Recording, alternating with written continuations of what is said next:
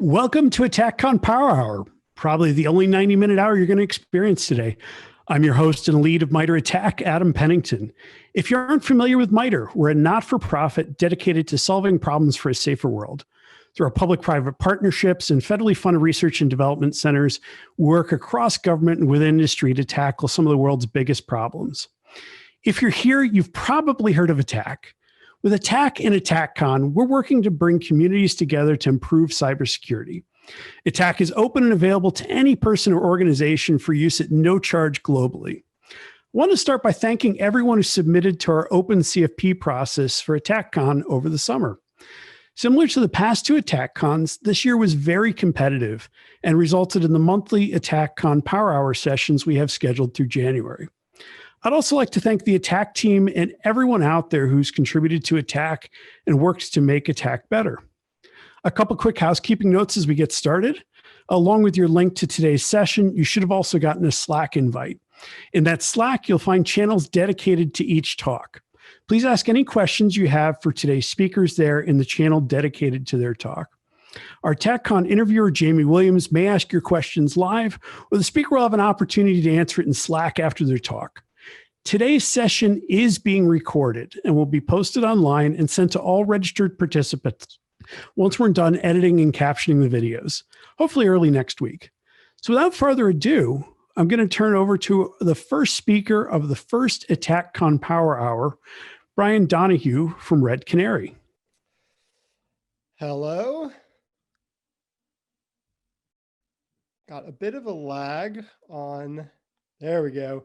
All right, so first off, thank you, Adam. Thank you to the ATT&CK team for organizing this conference and for allowing me to come and speak at it.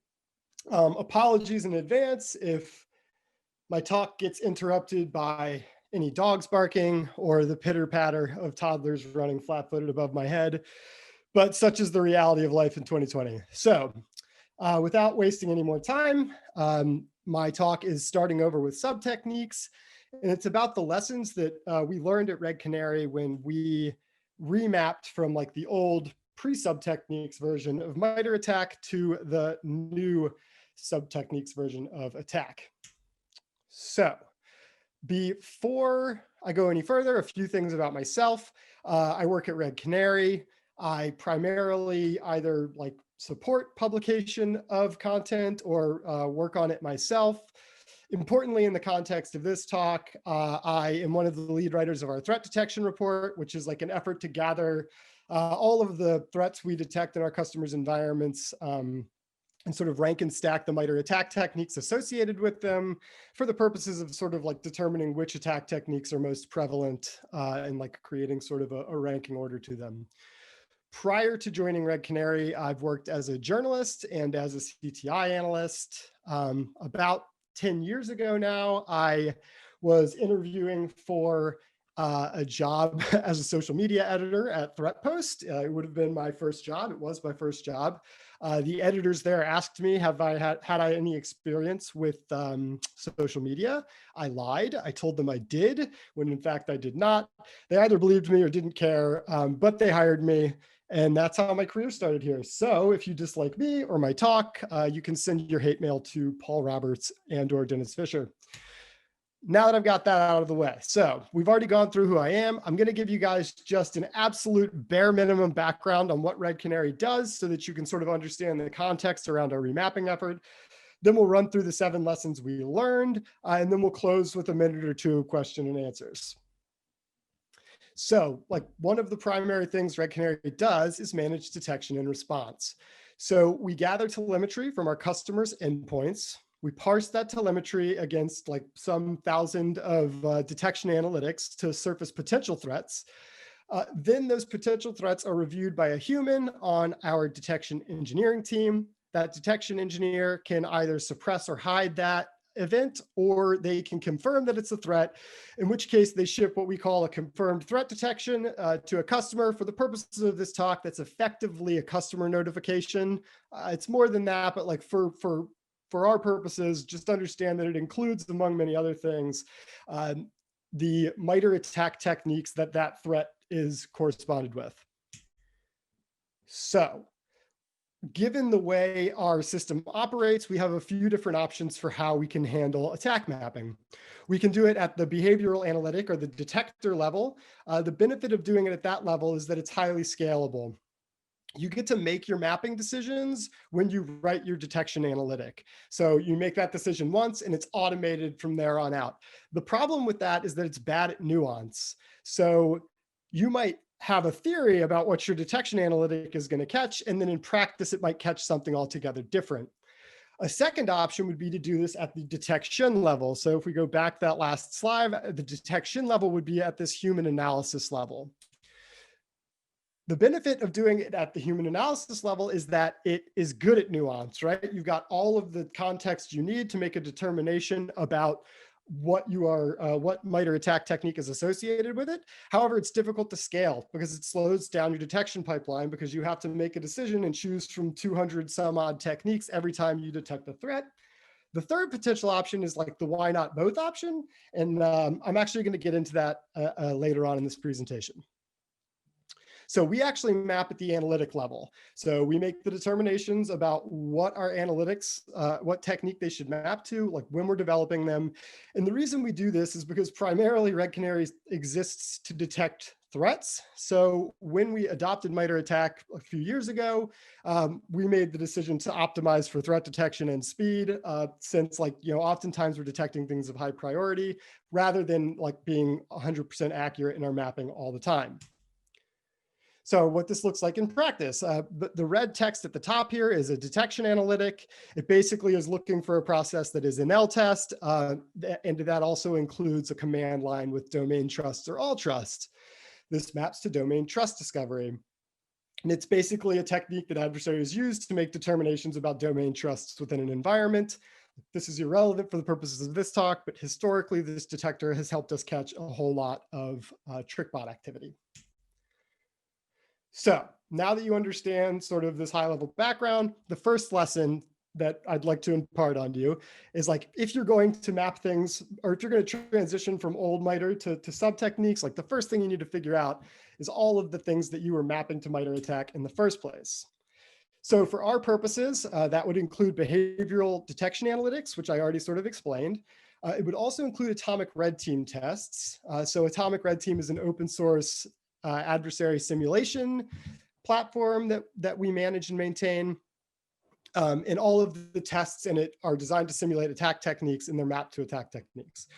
For the purposes of this talk, you can kind of think of these two things, the behavioral analytics and the atomic tests, sort of interchangeably, because like the atomic tests are isolated scripts that map to attack and simulate behaviors. The analytics are isolated bits of Ruby code, also mapped to attack, designed to catch techniques. We also map a lot of our research and educational content to MITRE ATT&CK, but like a lot of it is derivative of our detection. And we didn't go back and retroactively map any of it. So that didn't really involve any upfront work.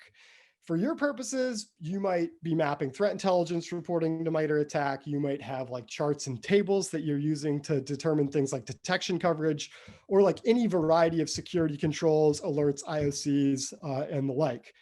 Oh. So, sorry, having some issues here. So, once you figure out what you need to map to attack, it's time to do the actual mapping. Sorry, I'm having a little bit of trouble controlling the screen right now. All right, there we go. So first things first, well, I guess it's the second thing. So let the code do the work for you, okay? So luckily, MITRE ATT&CK created a useful little JSON crosswalk script. And effectively what that'll tell you is like it'll tell you like what a technique remaps to. So maybe a technique becomes a parent technique and it'll tell you the sub techniques under it. Maybe a technique becomes a sub technique and it'll tell you the parent technique above it, or possibly the technique, if it's like scripting, has just deprecated.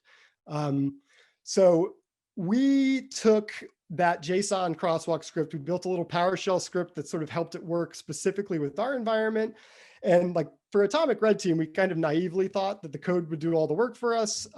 We were quickly disabused of that notion. For the behavioral analytics, as I'll get to in a minute, we sort of knew that we were going to have to do a good deal of manual review there. So once you get to the point where you realize that you're going to have to do a human review at some level, you have to make a choice of whether or not you want to divide and conquer or do it as a small team or individual. So the benefits of doing it as a team, obviously, are that it will get done faster, although it might get done faster at the cost of it being less consistent. The benefit of assigning it to an individual or a very small team is that it might be more consistent, and then the cost of that might be that it takes longer. So if you have a reasonable number of things you need to remap, then by all means, keep it to a small team or an individual. However, for our purposes, we've got thousands of active detection analytics. We've got 500 plus from atomic red team tests. And like, I don't even know how many, but there's some like 200 plus attack technique and sub-technique combos. So that was just too much work for any individual to do. So we assembled a team consisting of our intelligence team, our threat research team, our detection engineering team, and most importantly, not me. So all credit goes to those three teams. I stood back and watched and asked a lot of questions and wrote a blog about it eventually. So I stole this quote from my colleague, Katie Nichols, but attack mapping is an art. It's not a science. So particularly if you're going to have a team that's doing this work, you should create a style guide because people interpret techniques in different ways. And a style guide, like the other thing to remember is that we're kind of learning this on the fly, right? Like these sub techniques are new. So a style guide will help us learn like how to map things. It will keep some guardrails on how we map, and it will help enforce consistency. Equally important is to assign a review team. So we assigned a team of senior detection engineers and intelligence analysts to review every single mapping decision that was made by the broader remapping team. This also helped to enforce consistency, and it helped us catch errors that we may have made in the mapping process. Lesson 5, find and fix your legacy mapping issues. So I'm going to tell a little story. So when we were working on the threat detection report, like the first thing we do is we pull the data and we see, and we make a pivot table and we see like, what are the top 10 MITRE ATT&CK techniques from last year? The initial data poll revealed that masquerading was the top technique. So we then went and we made a sub list of the detectors that converted to a threat that was mapped to masquerading most often. And these two detectors showed up.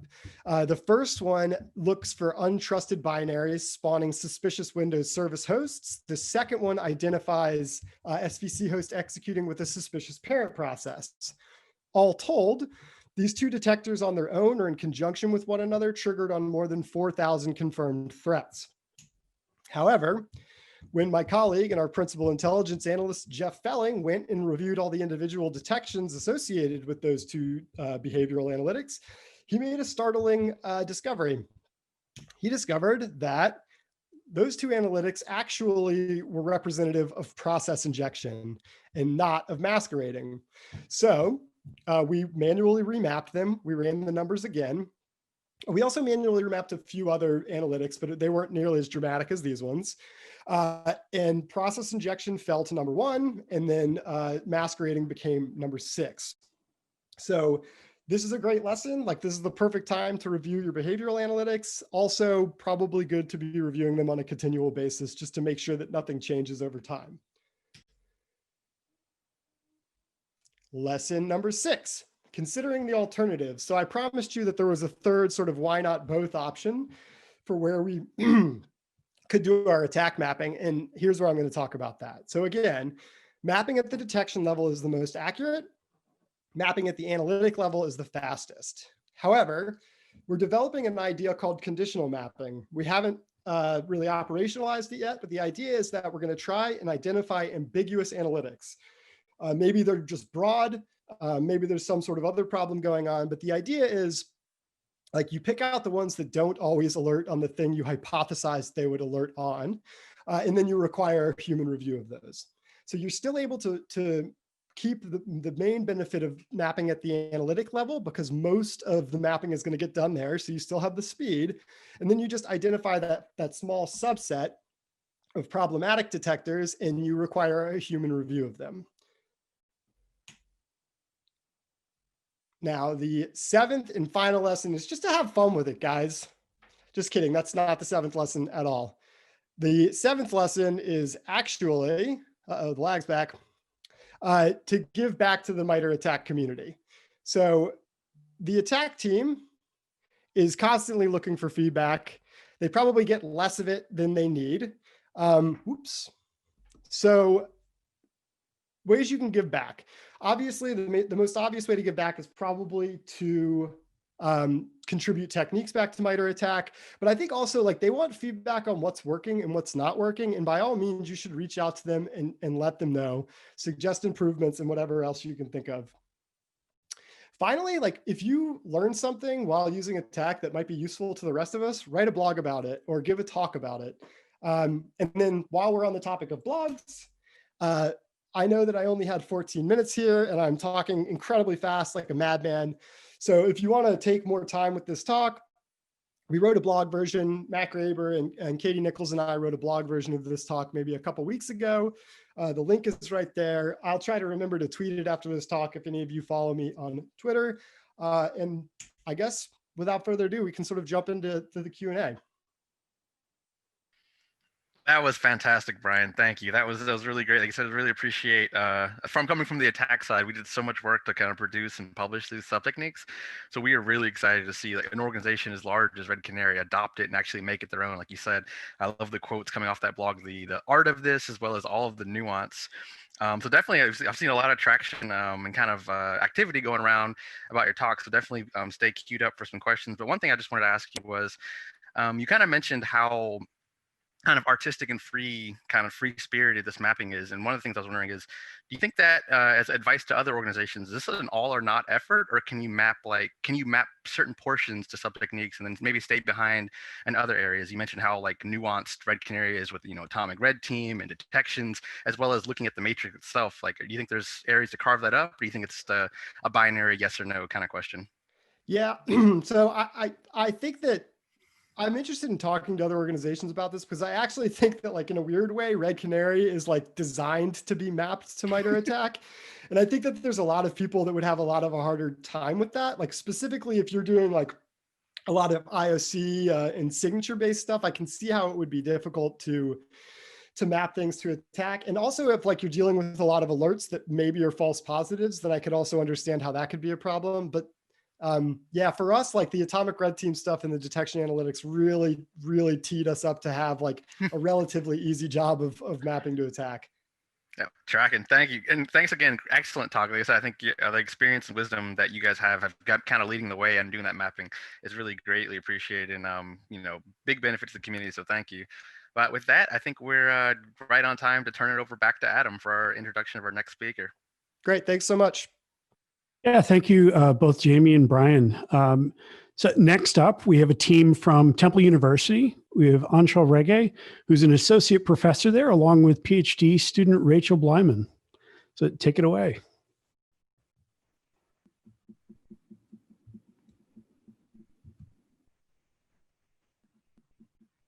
Great. Hi, everyone. My name is Aunshul Rege. I'm an associate professor with the Department of Criminal Justice at Temple. And I'm here today with my amazing graduate research assistant, Rachel Bleiman. And today we want to share with you how we are using pre-attack and attack in the social sciences for cybersecurity and cybercrime education and research. We want to thank MITRE for the opportunity to let us share what we're doing with you all today. And of course, we want to thank our funders, the National Science Foundation, because without them, we couldn't do what we're doing today. So on the agenda, we're going to talk about how we're using pre-attack for cybercrime and security education. Rachel is then going to share with you how we've been using attack for some of our research data sets. And then we're going to end with a summary and talk about where we'd like to go with what we're doing in education and research. So let's get started with that first component. How are we using MITRE pre-attack framework in security education?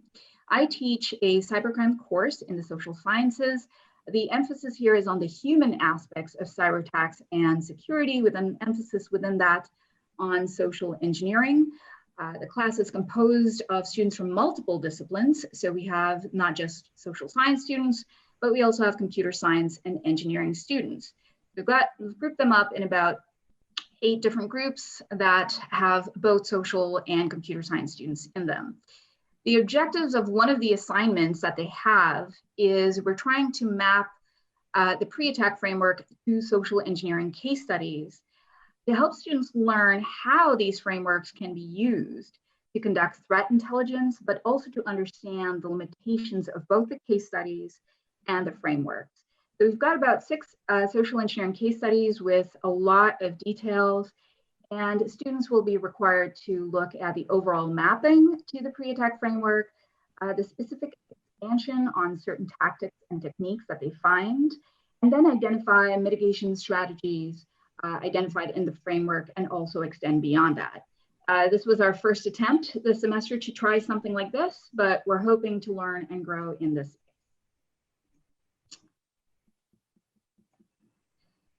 So students, like I said, we're going to be given 6 different case studies.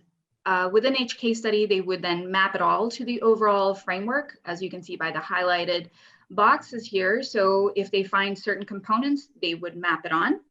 But then the idea here is we want them to think about things like, what is the proportion of mapping? How much of the case study were you able to successfully map onto the framework? Because then this gets them to think about the implications. What does this mean for the case study, right? Do we see certain patterns? Can we identify if certain tactics and techniques are useful? And of course, then what are the implications for pre-attack in the sense that how well does it apply to social engineering? Now, we're aware that pre-attack is going to be restructured and possibly merged with attack, but this is what we're doing in the fall semester. We'll be adapting this project moving in the future.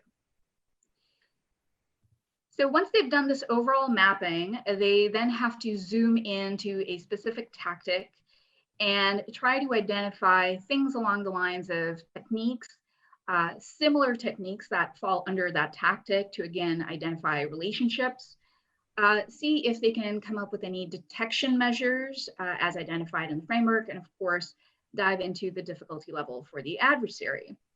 But in addition to this, we want them to think about mitigation for social engineering. So currently, if you look at MITRE's attack website under mitigations, they have mitigations listed for enterprise and mobile. And we are trying to get our students to think about, well, what would something similar look like for pre-attack for social engineering? What would be those mitigation strategies? And if none exist, students are then encouraged to recommend mitigations. And these might take the form of, for instance, policy or training and awareness, right? Moving beyond that technical domain. So the overall then objective here is that students learn about threat intelligence, about mapping, about identifying patterns and trends, and also about mitigation. So these are our efforts in the education space. I'm now going to pass it on to Rachel to talk about what we're doing for the data sets. So Rachel. Great, thanks, Aunshul. So through our cybersecurity in action research and education lab website, which is sites.temple.edu/care, we offer free downloads of the course projects along with 2 data sets that we've created and have recently mapped onto the MITRE ATT&CK framework. Both of these data sets are updated on a monthly basis. The first data set we have is a repository of social engineering incidents. We currently have 623 incidents recorded spanning from 2011 up through August 2020. The second data set consists of ransomware attacks against critical infrastructure, and this data set has 747 incidents ranging from November of 2013 up through September of 2020. All of the incidents that we gather for both of these data sets is completely based on publicly disclosed information that we collect from Google Alerts. And a couple of months ago, we received some feedback from people who use the ransomware data set, and they asked if we could map it onto the attack framework. So we did that, and we decided to also map the social engineering data set onto the framework as well. So on the table on the left here are some of the variables that we record in the social engineering data set, including dates, who the target is and where they're located, what social engineering tactic is used, the monetary cost of the attack, who the attacker is, and some information about the ploy of the attack. About 50% of the social engineering tactics in our dataset mapped onto the attack techniques or software. The primary techniques we were able to match were phishing and spear phishing, but there were also some instances of malware that mapped onto software in the framework. And then we also mapped about 23% of the attackers onto the attack group/attacker. So group 32, or Lazarus group, appeared several times and was the most common, while groups 59, 92, and 94 were also repeatedly mapped. Moving on to the critical infrastructure ransomware dataset, our variables record information about the date and location of the attack, who was targeted, what strain of ransomware is used, and details about the ransom. And in our transition from the 9th iteration to the 10th iteration of the dataset, we began mapping onto the attack framework. We first removed all incidents where the strain was recorded as NotPetya, as the attack framework defines NotPetya as a wiperware and not a ransomware. We then mapped the ransomware strain variable onto the attack software ID. About 56% of the strains mapped onto the attack software. And these 8 softwares are the ones that appeared in our dataset repeatedly and included Maze, Locker Goga, NetWalker, Ragnar Locker, Robinhood, Ryuk, SamSam, and WannaCry. And we did experience some challenges and found some limitations with mapping our dataset onto the attack framework. In the social engineering dataset, many of the social engineering tactics do not currently exist in the framework, such as whaling and vishing. And while our mapping results did show that about half of the tactics mapped over, the bulk of our incidents in this dataset are phishing and spear phishing attacks, which the framework does include, which raised that percentage for us. We had very few techniques besides phishing that mapped onto the framework. And in the ransomware dataset, we were unable to map a portion of the strains. Some strains that appear frequently in the dataset, such as Revil, and has been around for some time, do not yet exist in the framework. And other strains that are newer, such as Ransom-X, are also not yet in the framework. Great, thanks, Rachel. So I'm just going to bring everything to a close here and share with you some of the reasons why we're using this, right? In the education space, I, as an educator, certainly found Pre-ATT&CK to be extremely useful because it helps our students develop the ability to map and understand threat intelligence, and also the ability to understand challenges and limitations. I think what's really cool is we're trying to map social engineering cases, which is not typically done. So I think that's an interesting exercise in and of itself from the social science perspective. What I also like about this is it isn't technical enough, so all disciplines can engage. I have a lot of social science students who can actually participate in this and get a top-level understanding of threat intelligence. So I think that this is a really, really cool exercise for my students to try out. From a data set perspective, interestingly, when Rachel and I started this, we were struggling to get data because, for obvious reasons, companies don't want to share it or government doesn't want to share it. So we said, you know what, let's create our own data set and we'll share it with other folks in the academic domain. And so we've had a lot of educators and students, of course, request this data, which was great because it allowed us to fulfill sort of our objective of sharing this with the wider academic community. But interestingly, we got a lot of requests from governments, not just in the US, but around the world, and also industry from all over the world that was interested in getting a copy of our data set. We said, hey, let's see if we can look at trends and patterns across ransomware strains, comparing the data to their own internal data sets, raising awareness and for training. And what was really cool is mapping it onto MITRE really improved the quality of our data set. It gave our data set a lot of credibility. And we got a lot of responses saying, thank you for mapping this. This is going to help us out big time. So that is, and the really cool thing is it was after we mapped it onto the MITRE framework, we actually got, the data set was actually picked up by Security Week. And also mentioned, our lab was mentioned in Leven Computer, which was, again, another big win for us because we're a team of 2 trying to do something like this. And it's lovely to see that our efforts are having an impact and benefiting the wider community. So one of the things that we want to do is, like I said, we're aware that pre-attack and attack are going to be restructured, merging. And I know that pre-attack and attack has helped me in the social science space, right? Helped me with my education and research efforts.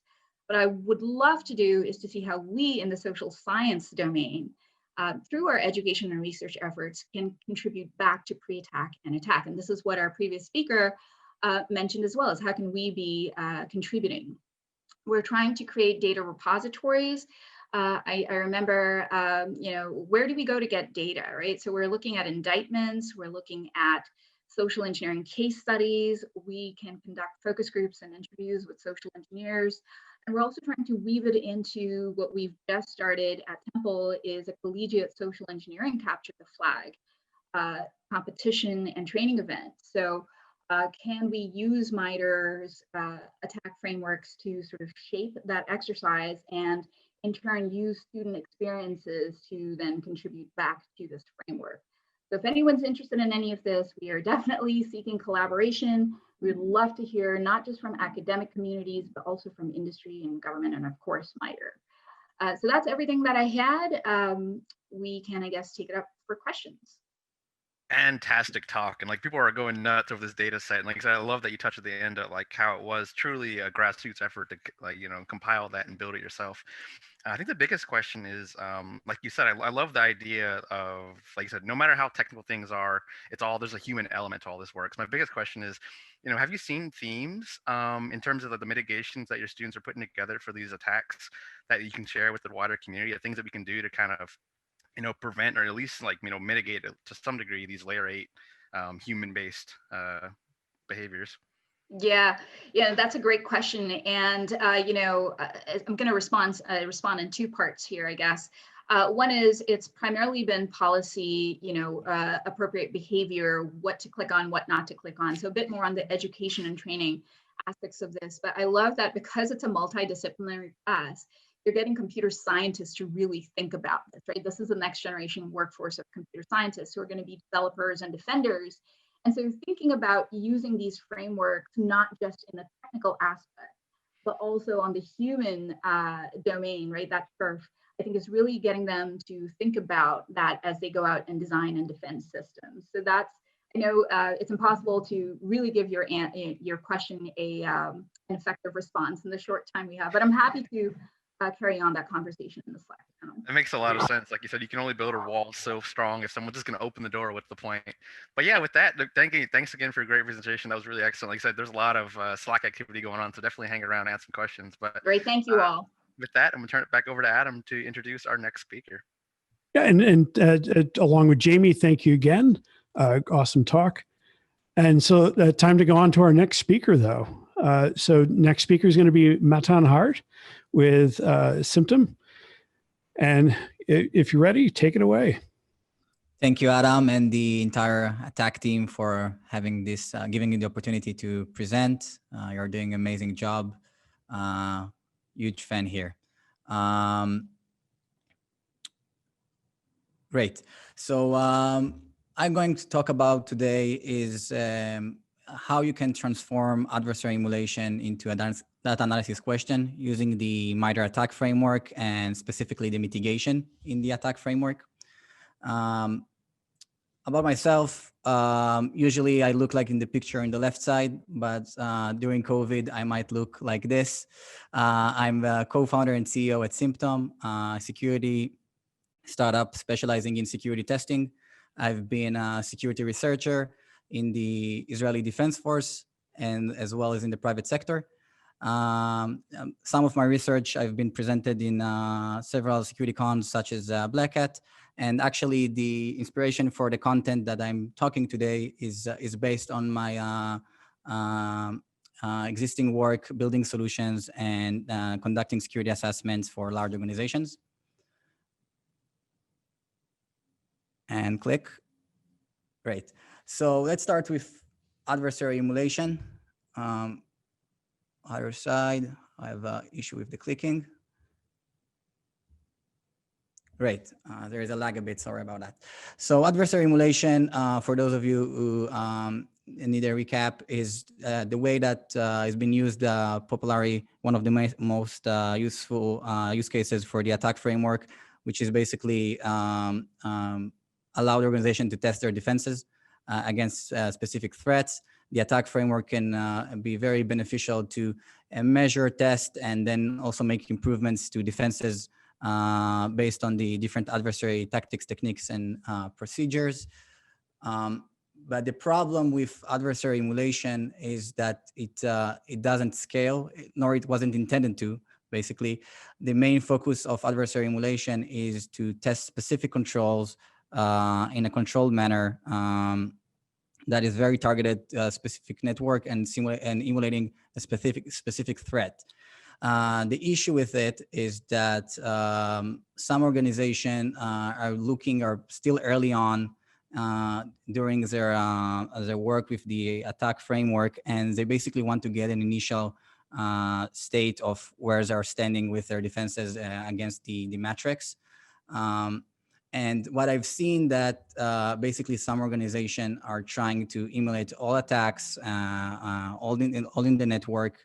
I've seen one time that there was an organization with 50,000 endpoints where they needed to emulate a lateral movement technique used by an APT, and they had and they figured out only where after they used some kind of automation that they literally emulated 2.5 billion emulation because they tested it from each computer to all of the other computers in the network. So it was a big number, and it's actually made a huge disruption to their network. So what I'm suggesting is to a different approach using the MITRE ATT&CK matrix framework that basically instead of checking detection capabilities that are the most commonly used with adversary emulation, is to basically look at the aspect of the mitigation of the attack framework and testing each technique and the associated mitigations if you really have the right capabilities to prevent this technique before going on to detection. So the methodology is have 4 steps. First of all, choose an attack technique. You should preferably choose the technique that you feel more you want to have the first initial, that you feel comfortable that you want to test first. If you already mapped techniques to detection capabilities, so you should preferably start with something that you feel that you don't have enough data sources or detective capabilities in place. Then for each for the technique that you choose, you should test for each mitigation how much it's effective, because not all of the mitigation that are in the attack framework are having the same they're reducing the same attack vector. Some of them are just reducing some of the attack surface or the exploitability of that technique, and some of them are truly mitigated the technique entirely. After you grasp those techniques that you want to focus on, you should map the data sources that you can really collect the information needed in order to validate the applicability of that mitigation. Preferably, you should do it for all the mitigation for that technique in order to make sure that you're not missing any information. But in generally, as mentioned also by previous speakers before me, it's not science, the attack framework, and you don't have to be 100% all the time. And it's okay that even if you feel that it's not 100% accurate or don't have access to all the information, you can still be able to have the initial state to conclude if a specific technique you are able to prevent in your what is your current situation with that technique, and how much is exploitable in your network, not on specific endpoint, rather on the entire attack surface inside a network. Let's take a test case, the pass the hash scenario.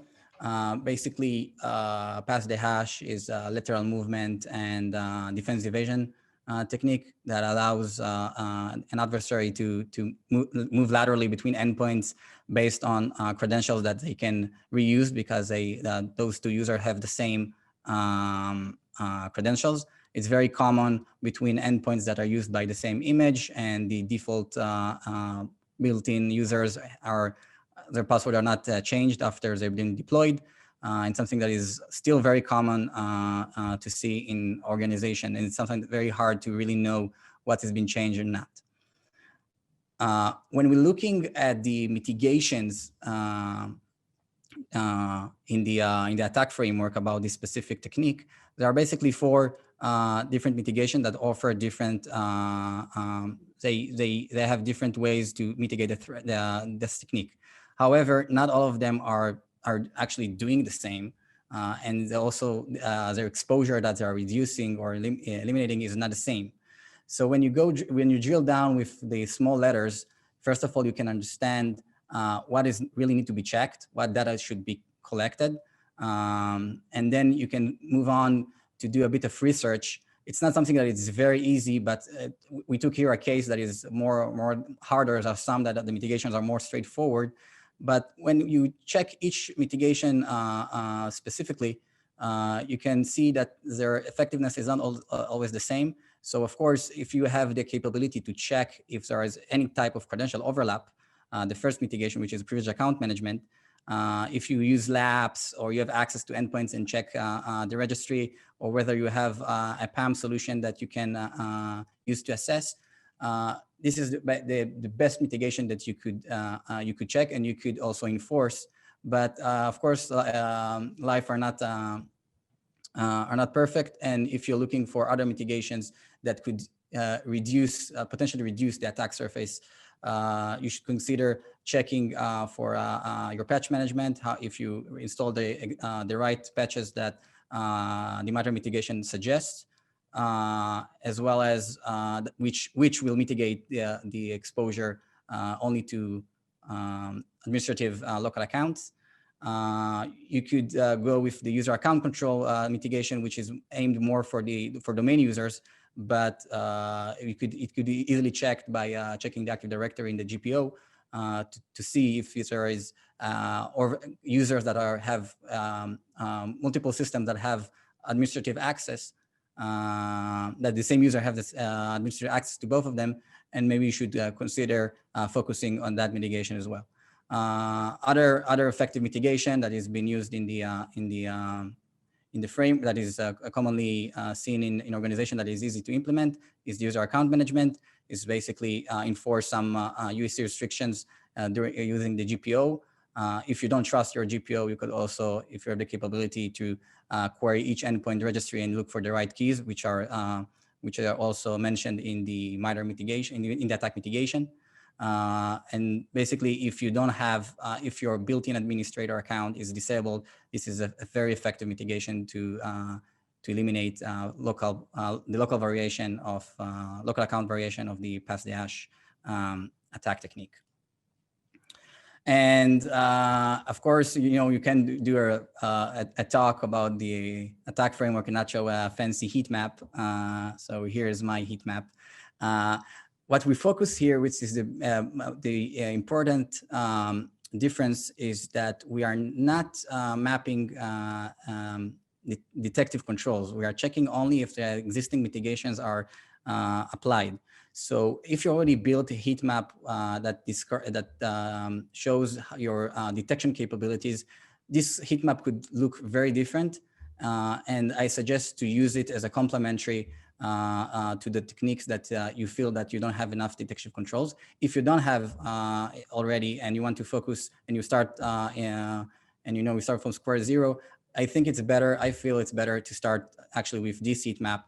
And then if you feel comfortable with preventing some of the attack techniques, you should focus your detective controls for other techniques in the MITRE framework. So those you can build even interesting attack heat map that contains how many of the techniques you are able to prevent using preventing controls using the mitigations in the attack framework, and how many of those you only able to detect.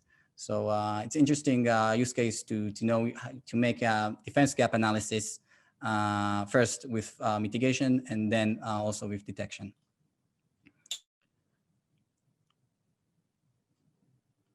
So it's important to mention that there is no, you need to pick the right tool for the right job. Adversary emulation is great. I've been doing it also for years. It helps organization really to know really where they stand. And it also check how your also people and processes are performing. The issues that that makes adversary emulation to not to scale is the potential business disruption that it might create, and also the experienced team that that should do it in a safe manner. Data analytics, on the other hand, could be a good complementary to first get the right coverage in the attack framework, as well as the network coverage in a safe manner that could scale better. I suggest to start with data analytics if you don't perform adversary emulation yet, and then based on the results that you can map from the attack matrix in order to check your detective controls or to see how you can really check that the mitigation that you've implemented are performing as intended. Adversary emulation could be a good use case to check this. The issues with data analytics is that, first of all, it doesn't check detective controls, which is of course one of the main use cases that people use the attack matrix, the attack framework, and it doesn't really check any type of processes. To conclude the presentation, first of all, adversary emulation are great, they're important, and it's something I suggest everybody to practice, even if you're not in the red team. Also, blue teams can use the atomic red team, which Brian talked about, but as well, it's something that you should use cautiously. It's something that you don't really want to run it in all your network. Rather, you want to do it specifically to check specific controls in a control environment. Data analytics, on the other hand, could be a better approach to get the initial state of where your what is your defense coverage, and to know where you stand, and then you could operate and implement new capabilities, whether preventive or detective. And I found the mitigation in attack very beneficial to understand what is defense coverage, because first of all, most of the techniques in the MITRE framework and basically most of the controls that most organizations have in the organization are first of all preventive, and of course should be preferred. So it's sometimes, so I found the mitigation in attack something that is not should be used more often during any type of usage for the attack framework.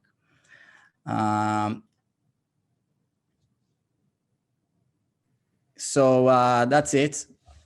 We're not Brandon yet. Great talk, Matan. That was fantastic. I really loved. Someone dropped a comment in Slack that you're effectively emulating the adversary emulators, but like you said, getting ahead of them and saying, before we even if we don't have resources to do an emulation, or before we do it, let's go ahead and figure out like what are we doing in terms of the mitigation aspect, where I think a lot of people really appreciate, and that resonates with them. Biggest question though, I think a couple people are already asking this in Slack, is what advice do you have for the community in terms of the process that you shared of, looking at attack, seeing the mitigations for a technique, and actually translating that to, what can we do in our environment? How does that line up with our technology? What any words you can share with the community and any wisdom you can kind of bless us with there? Great. So first of all, I think as also discussed in the previous talks, and I guess it's something that we learn with attack on a daily basis, that it's the human aspect. You can't really automate everything, and there is a magic. Of course, you should, it requires research, it requires work. I took an example, the pass the hash, because it's an interesting case and it's a bit complicated. Of course, some of them are much easier to start with. But yes, the process is to research, is to learn and to be familiar with the different tactics and techniques, and to be able to really understand and research what are the current capabilities that people have in this organization that they can really check. Of course, good cyber posture and hygiene helps. And if you have the right tools and the right controls, or use vendors that help you automate some of the stuff, it could be easier. But for most techniques, I found it that it's pretty trivial. I do think that it's part of our work as a community to also invest in the mitigations in the attack even more. I know that those are also now the shield, and of course we're going toward how we can all as a community be able to share more and make that that process easier. Yep, love that answer. Like you said, cybersecurity is hard, but I'm loving the contribute plugs. Like I said, by all means, keep contributing back to us. We love it. But yeah, thanks again for great talk. And with that, I'm going to turn it back over to Adam to present our next speaker. Yeah, and Jair, are you ready to share your screen?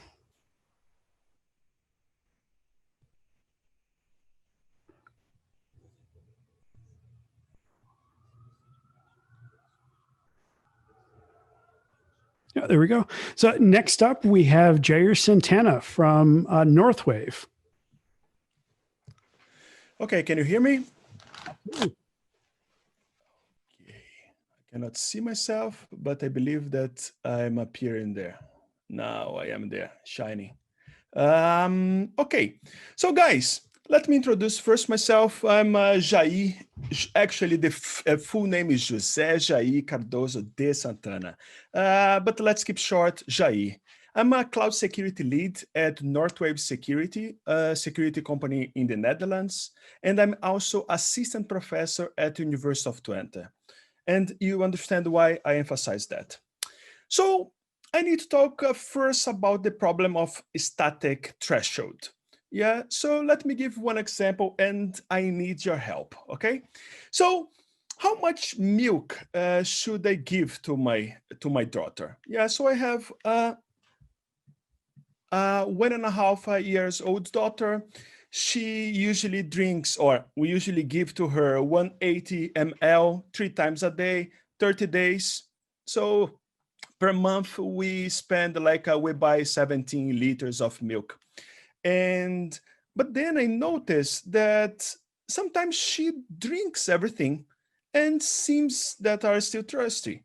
And sometimes she doesn't finish her bottle, obviously. And my wife used to say, well, better to put more milk than let her thirsty. Do you agree? Well, to me, it's not like that. I'm a data-driven guy, so I just ask her to give 200 ml of milk. And then we count how much milk she drinks every day during the month of August. On average, she drank 172 ml per time. The minimum that she drank was 97, and the maximum was 200.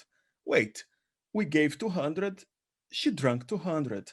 That mean I could say something, nothing, that she just drink this on average. The 97, if I look to the graph, looks a pretty clear abnormal point. Yeah, and if it's 200, well, possibly she was thirsty. Then my question comes to you. How much more should I put on her bottle? Yeah. And then I said, first I need to explain something. That is what I explain to my students. That is the quantiles, percentiles, quartiles, median. So I'll bring you back to the school, okay? So here's the graph. And here are all the points, okay? So all the amount of milk that she drink, I just sort all the values, okay? Now, if I divide this in the middle, let me ask you which element, so which number is at the middle of the second list? And then you look to the list and say, looks like that is the 180. This guy is also called as 0.75 quantile, 75% percentile, or 3/3 quartile. But the value is 180. So if you look to the second or to the first part, and I ask you what is the elemental at the middle, you would say 156. And indeed, and this is called 0.25 quantile, 25 percentile, or first quartile. And then if I ask you which element is at the middle of this list of values, you'd say, Jair, there is not one single element there, but it's somewhere between the 176 and the 177. So why not to have this as the median? And this middle element is called median. Ah, okay. So far, so good, I hope. So there is another concept that is really important for me to explain the rest, that is called interquartile range. That is basically the difference between Q3 and Q1, okay? It means basically what is the difference or which range of values are between this quartile and the top one.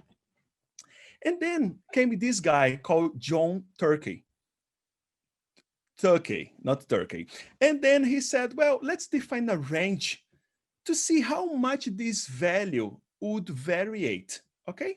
And then he said, well, if I would like to analyze the lowest point, I will take the Q1, and then I'll take the interquartile range, multiply by 1.5, and subtract this to the Q1. And he also proposed a definition of the higher value. That is, take Q3, take this interquartile range, this difference, and then multiply by 1.5, okay? This was called honest significance difference, or Turkish test, to define this up and down value. And then came this visualization. Who of you knows what is this visualization? Yes, it's a box plot. What you may not know is that the third quartile is this value, the second quartile is the middle, the first quartile is this, the difference in the box is interquartile range, this is the lowest value, and this is the upper value. This is the moment that usually my student says, ah, this is what the box plot means. Yes, and these values below are actually the abnormal points, okay? And I put something at the corner. This is not a normal distribution. For this reason, the values may be different. So if you remember, I asked and measured everything in August, and then I saw that I gave 200 mLs, but she reached the 200 mL. So thirsty, possibly. But after I did this Turkey test, I just took that value, the upper value, and then I asked my wife, please, let's give only 236. And then this is the graph of September. The max, so the maximum that my daughter drank in all this month was 217. Question, is she thirsty? Was she? No. Is it clear so far? So it means that instead of that 17 liters, it's better to buy 20 liters and guarantee that she will not be thirsty. And I could do this further calculation of the turkey test per month, or I could do per day, or I could do per feeding, compare it to some past data. Is that clear? I hope so. Now applying to attacks. So if you just now take this graph, I remove, and I tell you that this graph had a peak right now. And I say that this graph represents the number of sign-ins of a user per day. And then you look to the graph, look to the peak and say, well, if this is the amount of sign-ins per day, what we have here is a huge peak of sign-ins. Well, I know this guy.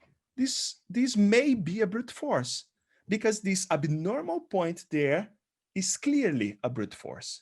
Or I just need to further investigate.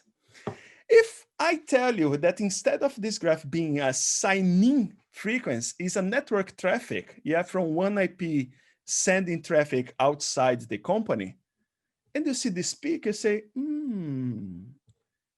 this could be some type of exfiltration. And if I tell you that this graph is the DNS traffic, is the DNS request towards one domain name, you could say, well, this could be a command control communication. Did you get the point here? Is that you just need to use the Turkey test to compare that point to previous points or to a previous number of points. Is that clear? I hope so. Now I need to introduce Sentinel. Who of you have no clue what is Sentinel? Maybe Mehmet has no clue. Sentinel is the SIEM, the Security Information and Event Management from Microsoft. Cloud-born offers UEBA, that is the behavior analytics and automatic response with SOAR. This is how it looks like. And Sentinel is for free. You just need to pay for the data that you need to ingest there. Okay, joke. So why I like Sentinel, first of all, is that you can integrate all the Microsoft stuffs. Duh. Well, if it's Microsoft Think, it's supposed to integrate Microsoft Think. So, but I don't want to go there. It goes beyond. Yeah. I discovered work with Sentinel and my team of engineers that we can actually onboard any type of data from any type of security or non-security box. Okay. So let's say now that I can put inside Sentinel the identity management with the sign-ins logs, remember? Or the firewall logs, or the DNS server. So what I like the most about Sentinel is the flexibility. Because I play with a lot of SIEMs and we cannot write everything. There are predefined templates that, well, no. So I'm a data-driven person, so I want to use the data as I want and not as someone says for me to do. So this is where we can use the language defined by Microsoft, that is the KQL. And then when I started learning Sentinel and teaching to my team, I saw in the documentation that there was a function that implements exactly the Turkish test. Nice. So remember these attacks? This is what the KQL looks more or less like. So this is in production KQL. So basically, I receive firewall log data using syslog. I make a series, okay? And then I just get that series and use the function to calculate what is the test of Tukey. And then I can see which values are higher than 1.5, okay? That 1.5 times the EQR. So basically here, I just use one internal IP address communicating to an external IP address with some abnormal amount of bytes sent in relation to the past. But I need to tell you what are the problems. How should you fine-tune, yeah? And how can you bring this live? Because I usually recommend for you first, before bringing it live, to test over the data. If you do tests with the data that you have, you will notice that these type of graphs will appear. So something that was, imagine that is an outgoing data from one single IP to external IP addresses, okay? And then this IP address was almost no activity. And suddenly there is a peak, yeah? When I ask the analysts in the SOC if they should trigger one alarm, they say, of course, yeah, I see clearly in the graph, there is a clear peak. But then to consider this exfiltration, I need to know how many IPs these internal IP are communicating. If it's one, too many. If there are many, I don't know if I would consider exfiltration. So then the other question is that if I run this over and over my past time, I don't know, yesterday, the day before, or 1 hour before, and so on and so far, do I notice this behavior again? And in one of the cases, one of the customers, we noticed that over time, some IPs start having this peak, yeah? And then I asked them, well, I sent a list of IPs and said, well, these IPs have abnormal behavior, and we noticed at this time, this time, and this time. And then they said, Jair, these lists of IPs are behind NAT. So every time with the DHCP, someone receives a new IP, and then a new IP start exchanging data. Ah, okay. Another customer, we see this behavior and there were some peaks.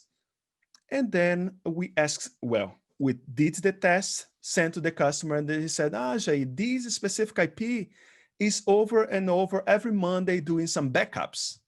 Okay. And if this would be a DNS analysis, or the DNS queries to a specific domain, well, this is normal. It's like I tell you now, I tell in the chat what is my web page, and everyone would access that URL. It means that the number of DNS queries generated within the company would be big. The question is this the normal or the abnormal behavior? Well, in this case, it may be normal and not a command control communication. So all these nuances, you need to fine tune with the customer. So before you bring live, test using as much data as you can. I tell my engineers to run 10,000 times the same algorithm. Just create a loop, go back in time, and leave the algorithm running for the entire night. Give me the data and let's contact the customer to clarify, to fine-tune your algorithm, to add which IP should be removed or which IP should be, we cannot use blacklist, whitelist anymore, but okay. But yeah, remove or include, yeah, to be more whatever. And then after you create this list, you can bring your algorithm live. Looking to the feature and checking my time here, as I'm almost there. Basically, what I'm doing with the academia, with my students, is taking the entire list of MITRE, and then we are going one by one there and try to create a signature-based rule using KQL. And then in a second stage, we do the same thing using statistical methods, like the Turkish test. But we also use some machine learning algorithms. And then the KQL, you cannot write a machine learning algorithms, but Sentinel allow us to use Jupyter Notebook. My life is saved. Now we can bring all our crazy machine learning algorithms to use the data within Sentinel. Now, guys, let me go. My little one wants the 217 of milk or less. Thank you very much. That was fantastic. Thank you. I think the theme of the day is the human connection to all this. So thank you for bringing your family as well as your great insight into the presentation. We really appreciate it. So definitely hang around and ask some questions or answer questions in Slack. But I think we ran out of time for any live Q&A. So with that, just want to thank you one more time and pass it back over to Adam to introduce our next speaker. Yeah, and hopefully we can get switched over to Brandon's slides back to the main deck. There we go. Excellent. So we're coming into the home stretch now. Just got 2 speakers left. And so going to turn it over to Brandon Levine from Google.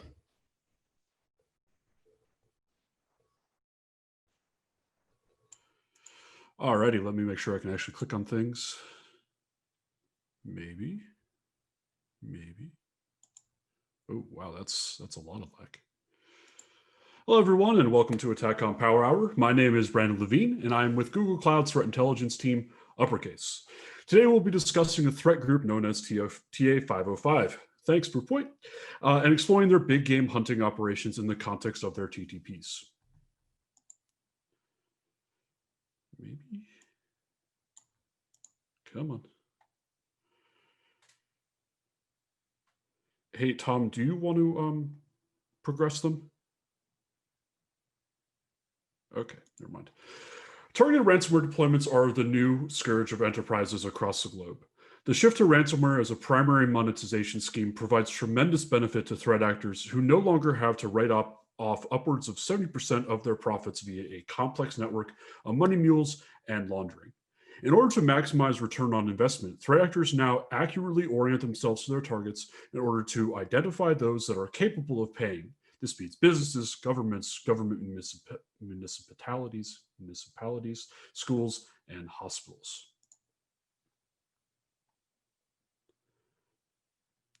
This talk will be broken into 4 parts. It'll be context and background, threat actor processes, operational details, and lessons learned and takeaways.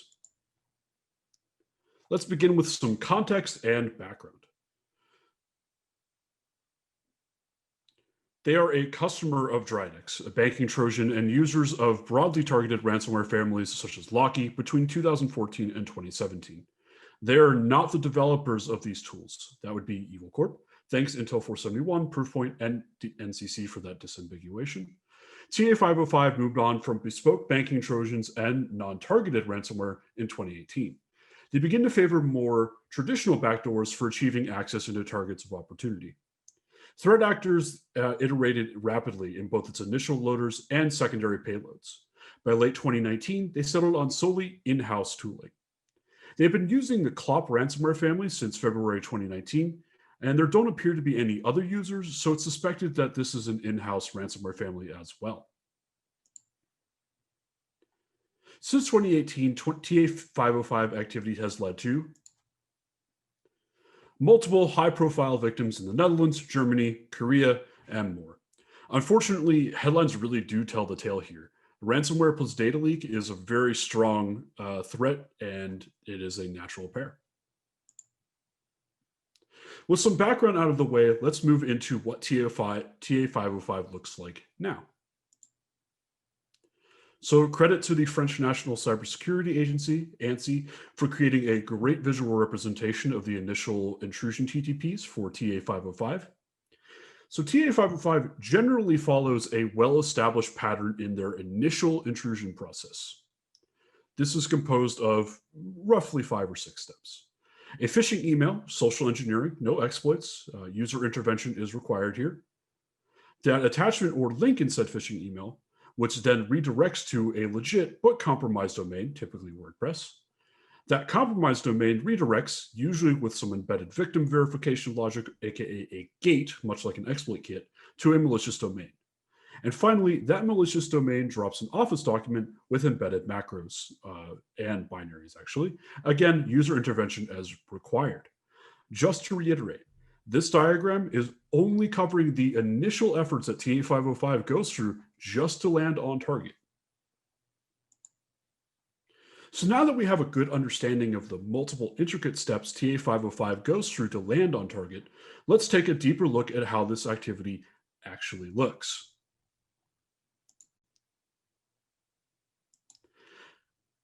Here's the first thing a target will see from TA505, starting from the left.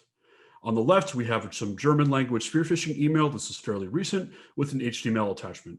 If anybody wants to translate what this says, I don't speak German, so feel free. On the right-hand side, we actually have the contents of the HTML phishing attachment that show an embedded link with a fake error and various non-essential padding. The only part of this HTML file that matters is that embed source equals sign, and that is pointing to a compromised but legitimate WordPress site.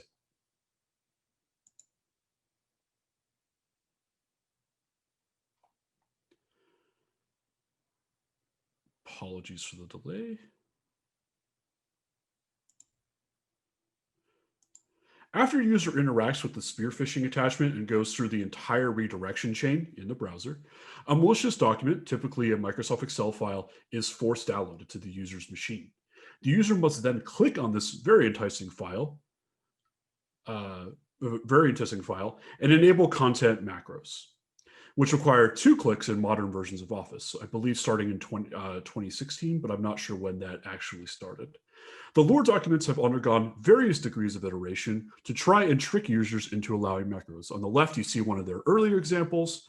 On the right and in the middle, you see a more sophisticated social engineering lore, but the point is the same. The user must click at least twice at this point in order to get code executing.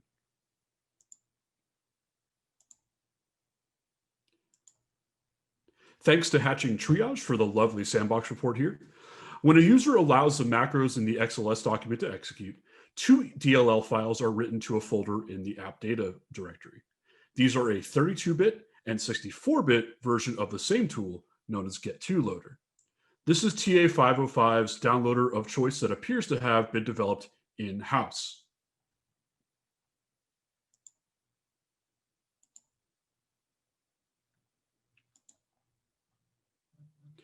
Once the DLLs embedded in the malicious XLS document are written, internal logic of the macro determines whether to execute the 32-bit or 64-bit version based on the operating system. The selected DLL is injected into the already running Excel process in order to beat traditional detections that rely on parent-child oddities. We can see in the top photo, Excel connecting to an external IP as a result of the get2loader DLL being executed and injected. The bottom image shows the HTTP post body, which has been SSL decrypted, that is sent back to the attacker's command and control. So we see things like computer name, username, OS. It believes the architecture here, so it's x86, and a process list.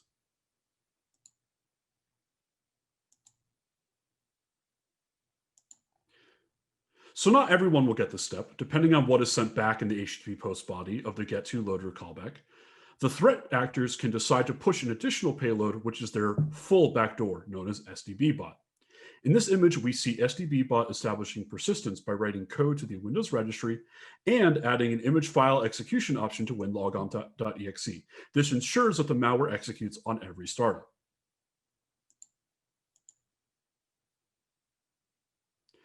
While SDBbot is the main backdoor tool used by TA505 at this point in time, the threat actors, when opting to interact with a victim manually, will typically use a more interactive implant such as TinyMet or Beacon.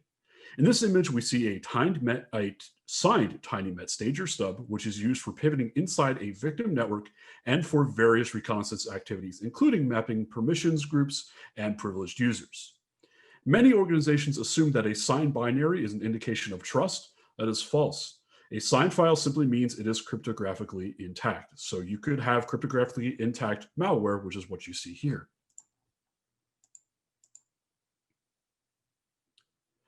And finally, we come to the end game. When a victim is considered viable and the manual recon and staging is complete, a ransomware payload is deployed, most typically CLOP. Here we see an example ransom note written as a simple TXT file, which pops up on the host after encryption has finished. This is a pretty typical ransom note that requests the victims contact the threat actor for payment and negotiations.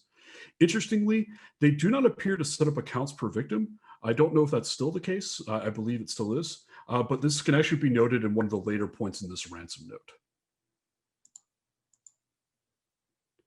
As a small bonus, TA505 is one of the many big game hunter threat actors that uses the threat of data leakage as a strong arm tactic to entice victims to pay a ransom. They threaten to publish files on a dedicated leak site in the event a customer does not pay. This tactic has been adopted by many ransomware families and has been devastatingly effective.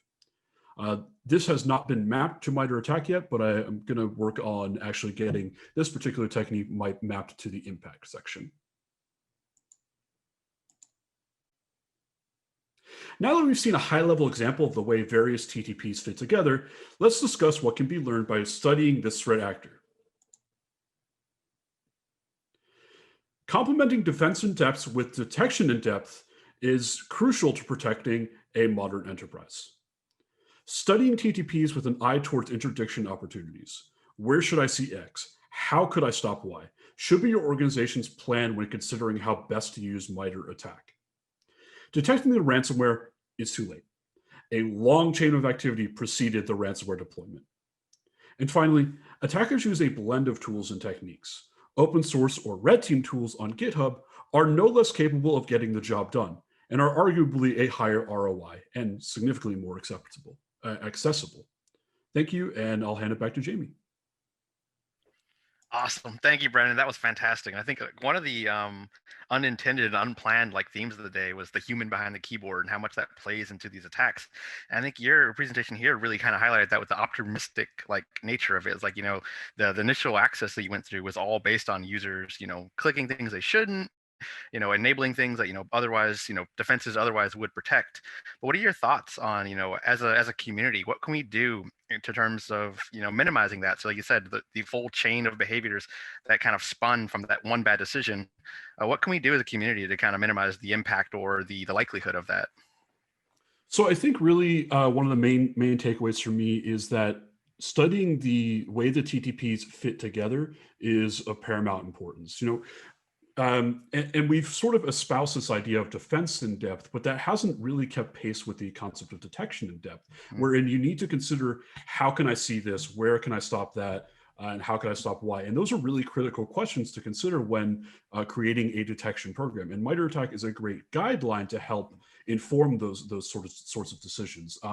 As Brian mentioned earlier in his talk, there is a lot of art behind the science, and a little bit of science to the art. But I think it is really important to understand how the big picture really fits together, because, you know, when you start to try to detect just that ransomware, you have missed, you know, 5 or 6 different interdiction opportunities. That's a great point. So like you said, plan for the best, but assume the worst, and kind of like, you know all the steps along the path that you could possibly interject and have a detection opportunity. It's really great advice. Thank you. With that, I'm going to obviously thank you for your great presentation. Thank you for your time and sharing with us, and then punt it over to Adam for the introduction of our last speaker for the day. Yeah, thank you, Jamie. So our last speaker today is actually going to be someone from the attack team. Going to be switching to Jen Burns, who is the lead for Attack for Cloud. Take it away, Jen. Sure. Thanks, Adam. And hey, everybody. I'm Jen Burns, lead of Attack for Cloud, like Adam mentioned, and really excited to talk to you all about what's new and upcoming in this area for Attack. So to give a bit of a background on Attack for Cloud, it was actually at the first ATT&CKcon where Dave Harold and Ryan Kovar presented this slide that I graciously stole from them and can't take credit for. In their talk, they expressed the need for expanding Attack into the cloud. This also ended up, being a fairly common request from the community.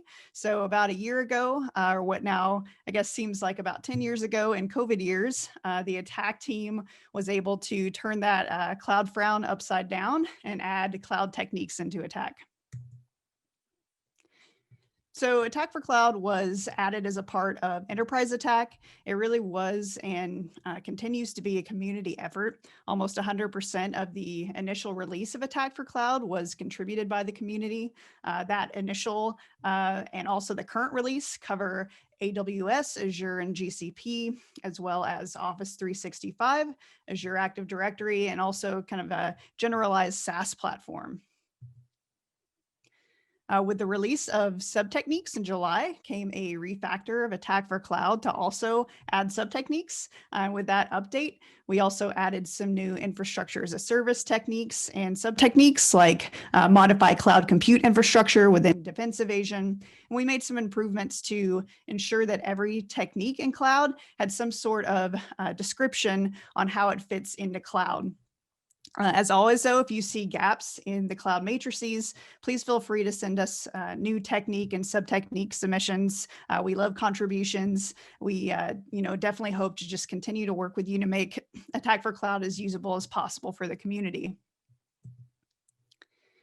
So with making things as usable as possible in mind, just wanted to take a moment to kind of explain what we consider to be the scope of Attack for Cloud as an attack team. Really, you can use Attack, including cloud, in whatever way works for you. But this is how we view like adding techniques into a cloud platform within Attack. One thing that we determine is if the technique is generally visible via cloud data sources. If you're familiar with, the shared responsibilities model of cloud service providers, these are data sources that you, as a customer, have visibility into and are generally responsible for. To think of it in kind of the opposite way, the cloud matrices generally don't contain techniques that only the cloud service providers would have visibility into. We might find that, there are exceptions to this over time, especially when it comes to SaaS providers. But for the most part, this is what we're scoping for. And then additionally, when we scope cloud techniques, the team works to minimize that duplication of techniques in cloud across those found in like the Windows, Linux, and Mac OS matrices. Attack for Cloud is really meant to provide a separate layer of coverage of adversary behavior that's focused specifically on cloud. So for example, consider like an adversary creating a cron job on a Linux EC2 instance or an Azure VM. Even though that technique was carried out in the cloud environment, that's covered by the Linux matrix. So we generally wouldn't add that technique to cloud unless there's something that makes it specifically unique to cloud. So to kind of start digging in a bit into the future of Attack for Cloud, first thing I want to talk about is the future of cloud platforms. And as a heads up, none of these proposed changes are going to be added to Attack until 2021. We want to make sure to give you time to give us your feedback on this and plan for any of these updates.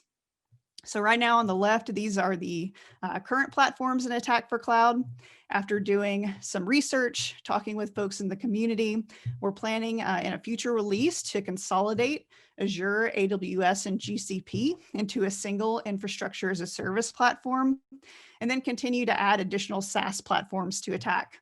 There are a few SaaS platforms we've been considering for potential future inclusion into Attack. We'd also be really curious on your feedback here and your in the wild experience with adversaries here, so we can kind of continue to increase coverage in this space. So some of you are probably wondering why that generalization into infrastructure as a service. Well, the first reason is that the current infrastructure as a service platforms already share most techniques across Attack. We realize there are some exceptions here and there will be in the future. So those exceptions we plan to document in the descriptions and other fields of the individual techniques for transparency. Another reason for this change is it helps to broaden the scope of Attack across other cloud service providers, in addition to Azure, AWS, and GCP. And then finally, and probably most importantly, the community feedback we've received here favors a single infrastructure as a service platform. A survey at the EU Attack conference earlier in the year showed that many supported this. And pretty much the first question I usually get from people when I talk about Attack for Cloud is why the infrastructure as a service platforms are split out.